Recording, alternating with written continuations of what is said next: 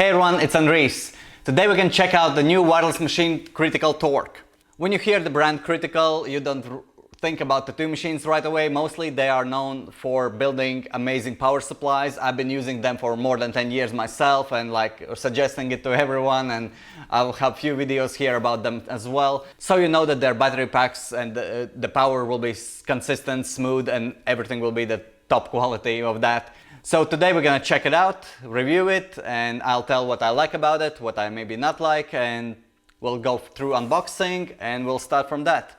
So it comes in this huge box, and when we open it, inside we have a traveling case. What's actually really cool, it's all like properly done, really nice finish. You can use it for other machines as well, if anything. So let's open it. Here it comes with a QR code for more information, battery dock station for the charging, extra battery, extra grip as well, what's super cool because you have two grips. One is a bit different to the other one, so this is like a larger one and this is a bit smaller one. Both of them equally comfortable, I would say.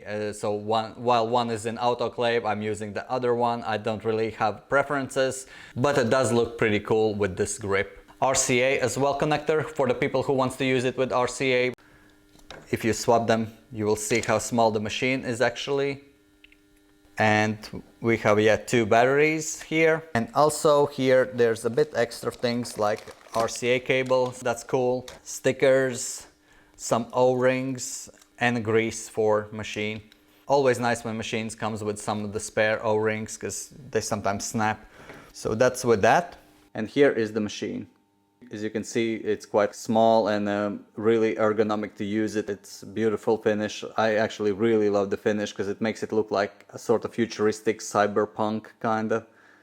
And yeah, all these like small bits here, just really beautiful. And all the balance here is more towards the grip, so it's comfortable to work with it. Grip is smooth to turn around to adjust the needle depth. There's no clicks or any markings or anything, so you just adjust it all the way you want it. And you can remove it for the proper sterilization and washing and autoclave, of course. This part is quite chunky, and I think that's why it sort of balances all the way down. This battery over here is V3 from Critical. It's third generation of the battery from them. It moves 360, so the connection is 360. You can adjust it anywhere, and you can take it apart over here. This battery also works together with Critical Bishop Wand, what they done previously. It's kind of same type of connection. For now, I don't think you can buy them separately, the machine and the batteries, but I think eventually they probably will do that. The battery is really light, weighs almost nothing, so when you put the battery back on and when you are using it for doing the work, it's almost like featherweight, and it's just a really great balance of it. And because of how the weight distribution is and ergonomics and how it feels, I would say this is the most comfortable tattoo machine I ever used. To turn it on, you just press and hold this metal button. And you can see here the beautiful screen comes up. It's really large, really easy to read out as well, the voltage what you use. You can just adjust voltages by pressing up and down over here. So there's the two presets, you can set them both up.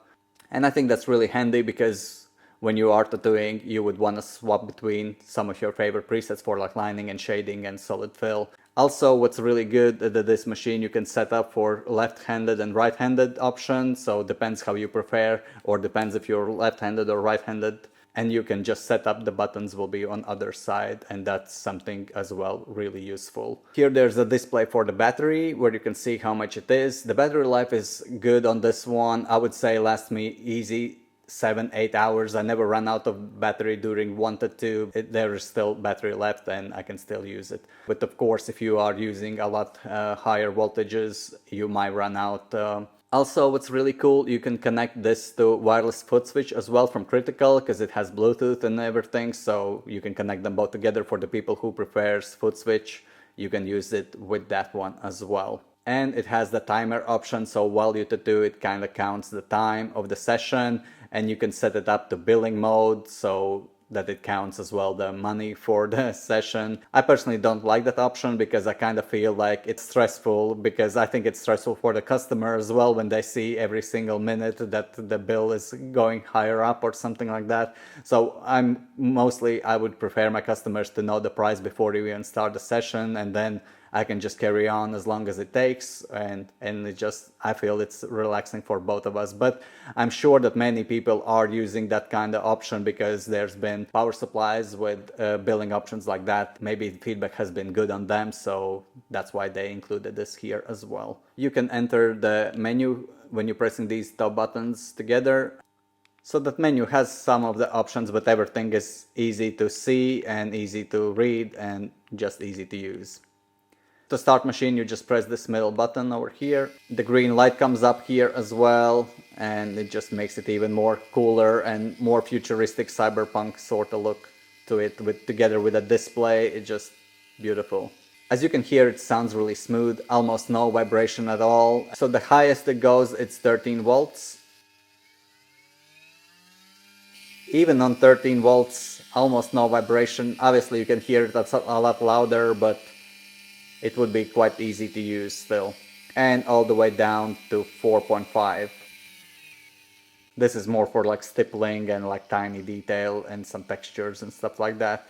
Barely can even feel that it's working at all. And I love the display swaps through different colors when there's different voltages. Just makes it even cooler. Machine also comes in two different stroke modes. One is 3.5 and one is 4.2. I personally think maybe they should have gone with 4.5, so compared to like 3.5 and 4.2, there's not much difference. But with that, I would say 4.2 is actually really good all-rounder, because sometimes 4.5 might be a bit too strong, especially for like smoother stuff. Even though I do black and gray for most of the times, but with my black and gray work, I also use quite a lot line work, and I use some lettering and stuff like that, and some elements from traditional tattooing, so 4.2 is a lot better choice for me. But if you're a black and gray artist and do mostly just smooth black and gray and some like fine work, then probably 3.5 will be a lot better choice. Maybe in the future they will make more options for them, but I kind of think that 4.2, like this one, is pretty much covered for everything. If you are more like bolder traditional artist and want something with a lot of power and stuff and want something with a little bit longer stroke, the 4.2 maybe seems that it's not the right choice, but I think the machine is mega powerful and it will be good for any type of work. So working with it, I found it again really ergonomic to use, really small size as well, easy to hold, and like everything is great. The display as well, you can turn around, so when you're tattooing, if you want to see it or something, you can turn it around and it doesn't really get in the way or anything. For the line work, really precise work, like especially doing small detail like eyelashes and stuff in some of my portrait works, and for fine lining as well, really good. Both of them, 3.5 model and 4.2 model, almost I would say equally good for the smaller lines. For larger liners like 18 round shaders or 21 liners and up from there, I believe 4.2 will be a much better option. When filling the black areas, I found that there was almost no difference between both machines, because even the 3.5mm, what usually would be a lot smoother, but with the critical it's quite hard hitting, still quite traditional hit to it. So for solid blacks as well, really easy. But if you're a black work artist and mostly do lines and solid blacks, then 4.2 will be much better option. As it goes for soft shaders, I would say 3.5 stroke will be a lot better than 4.2, because the shorter the stroke, the smoother it will be. But even 3.5 is not going to be really as smooth as shader out there. It's kind of like still quite hard hitting. Like when I work, I could achieve a smoother areas and smoother shades if I wanted to, but I would say I would struggle to make black and gray smooth, the smoothest black and gray work. Of course, if you take your time, and it's possible, and it's like really great machine, but personally with my experience, it was a bit too hard hitting. So both of the machines are about the same. I would say working with them didn't feel much difference, and like I mentioned before, 4.2 and 3.5, there's not much gap between. I personally prefer 4.2 because, again, my work is a bit heavier hitting, you know, and I do a lot of line work and solid blacks and stuff like that. So 4.2 kind of seems a bit more comfortable to use, but 3.5 equally good as well. So both of them are really good. And which one will be more suitable for you will just depend. If you kind of do maybe like larger pieces, more color work and stuff like that, then probably 4.2. But if you're doing like smaller works, maybe like tinier lines and something more delicate and more black and gray work, then 3.5 would go better. What I really love about this machine is that you don't need to connect it to any apps or like firmware or any updates or anything like that, because I always feel with some of those updates something can go wrong or some machine can not work right, and there's been many of the issues with a lot of other machines like that before. So I love about this one that there's no connection to the internet. Basically you can just work with it like with any other machine, and no million options on the way how it runs or the way you can swap them and stuff like that. What confuses me a lot. Sometimes it's great to have a lot of different options, but for me it's always easier when the machine just runs as it is and nothing to mess around, and you can just get used to it and just work with it daily, and every single day it's the same. So this is a great one for that. If you don't have any wireless machines and you're looking to get one, I would say this is the #1 choice right now. Thanks a lot for watching this video. Let me know in comments as well if I forgot something, or if you have any questions about anything. I'll try my best to answer as always. And again, thanks a lot for watching, and I'll see you again.